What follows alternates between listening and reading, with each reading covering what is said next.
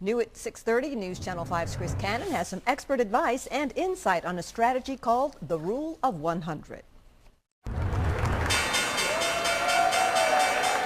It's a sound that has signaled problems in the past. It was very tough. It was very tough. Jeremy Reddick remembers 2007 all too well, when the Dow Jones Industrial lost more than half its value in less than 2 years. That's a huge drop in a short period of time. But on this day, now the market has fully recovered. 4 long years later, and we are now at an all-time high. The sound coming from Wall Street is that of records breaking, and that's big news for stockholders. If they stayed similarly invested on the equity side of things, or even in the bonds, the same percentages, they should be close to fully whole from where they were in '07. What happens on this floor hundreds of miles away has an impact on most everyone, especially folks looking ahead to retirement. It's a great time to look at, should I make changes to my retirement plan? Cash for your golden years is most likely tied up in the market. Since we don't have that crystal ball, we need to be proactive instead of reactive. James Webb is an expert at retirement planning and has a strategy called the Rule of 100. It's simple. If you're 40% of your assets should be in low-risk accounts. 50 years old, 50%. A 60-year-old should have 60% of low-risk assets. That way, if and when we do have another correction like we did in 2008,